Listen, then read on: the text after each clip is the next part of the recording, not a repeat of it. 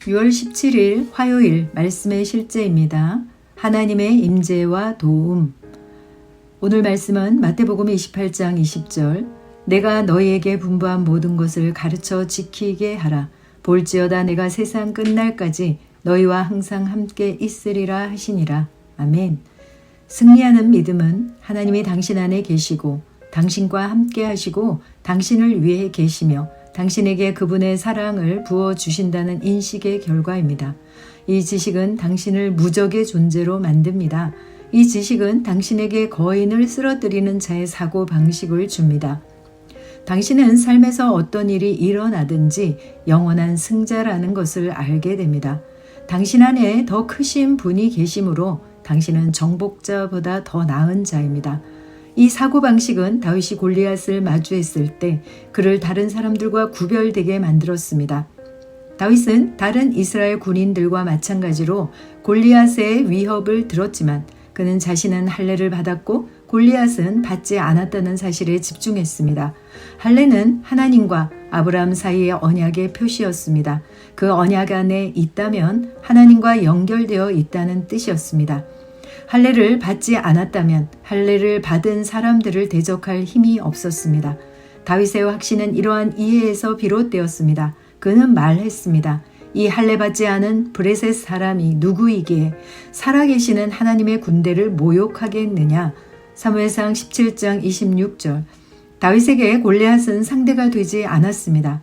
이스라엘은 아브라함의 하나님과 연결되어 있었기 때문입니다. 이는 하나님의 자녀인 우리에게 강력한 교훈입니다.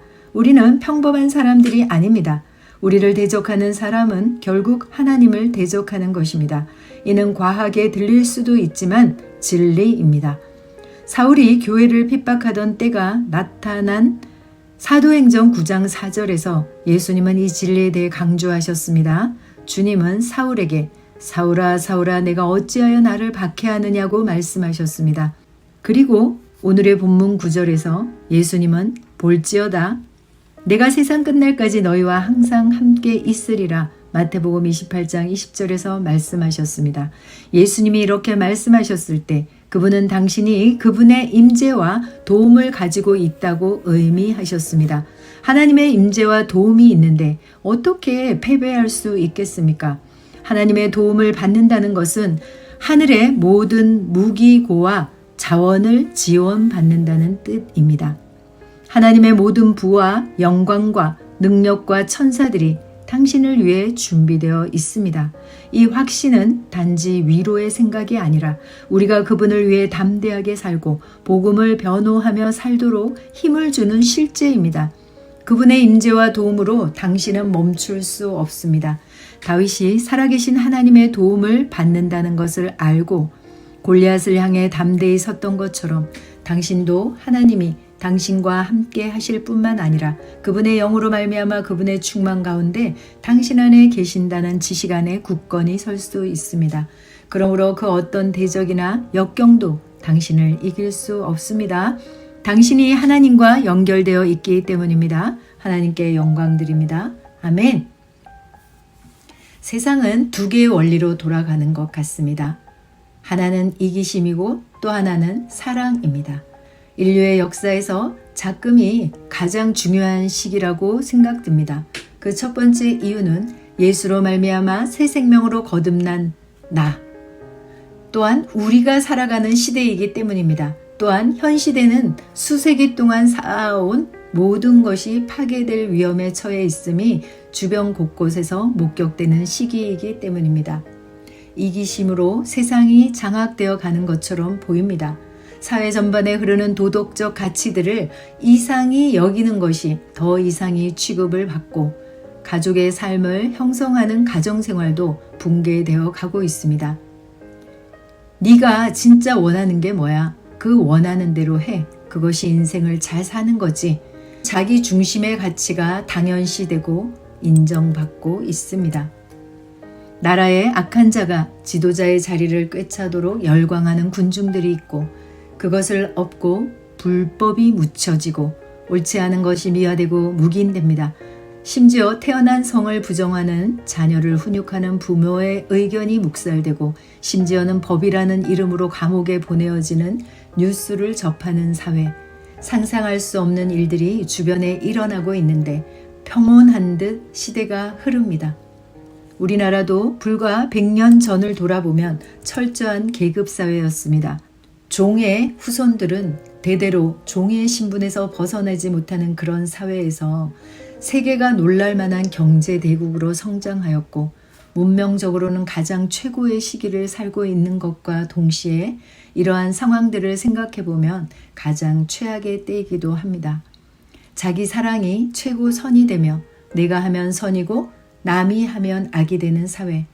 하나님께서는 이런 문제에 대한 해결책을 가지고 계실까요? 우리는 하나님께서 가지고 계시다고 믿습니다. 내가 그동안 얼마나 열심히 살아왔는데 내 삶이 왜 이렇게 되었지? 우리 가정은 희망이 없는 것일까? 더 살아야 할 이유도 소망도 없는 삶에 대해 이런 의문이 있다면 왜 그렇게 되었는지 그 누구도 정확한 이유를 알 수는 없습니다. 하지만 해결책이 있습니다. 로마서 10장 13절은 말합니다. 누구든지 주의 이름을 부르는 자는 구원을 얻으리라. 모든 삶의 문제에 해답되신 분 예수님을 찾으십시오. 그 안에 세상이 줄 수 없는 평강이 있습니다. 사도행전 16장 31절은 말합니다. 주 예수 그리스도를 믿으라. 그리하면 너와 네 집이 구원을 얻으리라. 인생의 모든 문제에 구원 구출 받을 수 있는 답이 그 해답이 예수 그리스도 안에 있습니다. 오늘도 당신을 향해 팔을 벌리고 계십니다. 내가 길이요 진리요 생명이라. 아멘. 예수님께서 이 땅에 오신 이유, 육신을 입고 이 땅에 오셔서 거듭난 우리가 새 생명으로 살아가도록 완벽한 모델이 되셨습니다. 죽으시고 장사된 지 사흘 만에 부활하시고 승천하셔서 자신과 같은 삶을 살 수 있도록 모든 것을 이루셨고 이제 예수를 영접한 자녀, 그리스도인들이 이 땅에서 그분의 삶을 연장하도록 성령으로 돕고 계십니다. 아멘. 참고 성경입니다. 신명기 20장 4절. 주 너희 하나님은 너희와 함께 가셔서 너희를 위해 너희 원수들과 싸우시며 너희를 구원하시는 분이시니라 하라.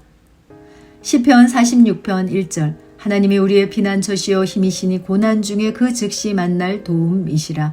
히브리서 13장 5절로 6절. 너희의 행실을 탐욕이 없게 하고 너희가 가진 것들로 만족하라. 그분께서 이르시되 내가 결코 너를 떠나지 아니하고 너를 버리지 아니하리라. 그러므로 우리가 담대히 말하되 주는 나를 돕는 분이시니 사람이 내게 무엇을 행하든지 내가 두려워하지 아니하리라 하노라. 기도합니다. 사랑하는 아버지, 내 안에 거하시는 하나님의 임재와 내 안에서 역사하시는 하나님의 능력에 감사드립니다. 하나님께서 나를 위해 창조하신 길과 운명 안에서 걸어갈 때 하나님의 영광과 하늘의 모든 자원이 나에게 주어지므로 그 무엇도 나를 대적할 수 없습니다. 하나님과 내가 끊을 수 없는 하나가 되게 하심에 감사드립니다. 예수 이름으로 기도합니다. 아멘. 새로운 피조물 고백기도. 평안의 고백기도. 평안을 너희에게 끼치노니 곧 나의 평안을 너희에게 주노라. 내가 너희에게 주는 것은 세상이 주는 것과 같지 아니하니 너희는 마음에 근심하지도 말고 두려워하지도 말라. 아무것도 염려하지 말고 다만 모든 일에 기도와 간구로 너희 구할 것을 감사함으로 하나님께 아뢰라. 그리하면 모든 지각에 뛰어난 하나님의 평강이 그리스도 예수 안에서 너희 마음과 생각을 지키시리라. 하나님 나라는 먹는 것과 마시는 것이 아니요 오직 성령 안에 있는 의와 평강과 희락이라. 항상 기뻐하라. 쉬지 말고 기도하라. 범사에 감사하라. 이것이 그리스도 예수 안에서 너희를 향하신 하나님의 뜻이니라. 성령을 소멸하지 말며 예언을 멸시치 말고 범사에 헤아려 좋은 것을 취하고 악은 어떤 모양이라도 버리라. 평강의 하나님이 친히 너희를 온전히 거룩하게 하시고 또 너희의 온 영과 혼과 몸이 우리 주 예수 그리스도께서 강림하실 때에 흠없게 보존되기를 원하노라. 너희를 부르시는 이는 미쁘시니 그가 또한 이루시리라. 주님, 저는 주님의 말씀을 사랑합니다.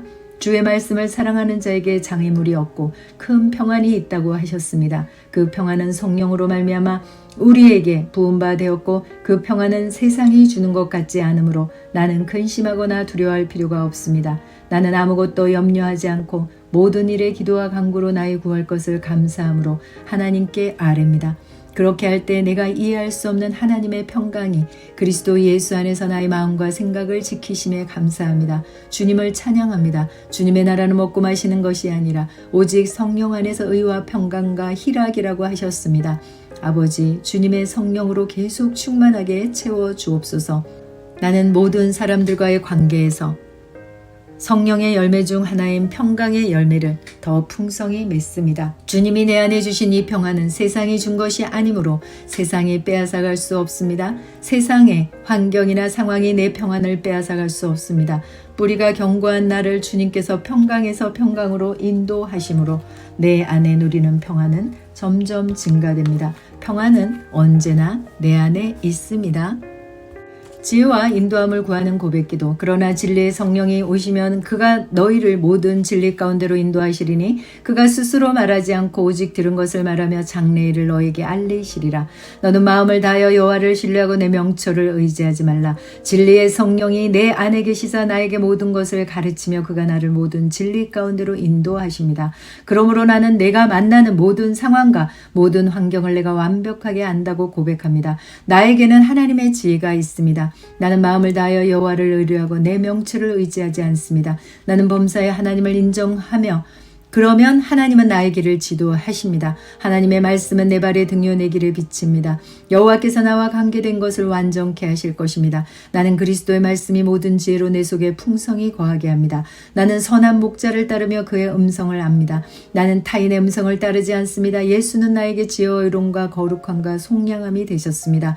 그러므로 나에게는 하나님의 지혜가 있습니다.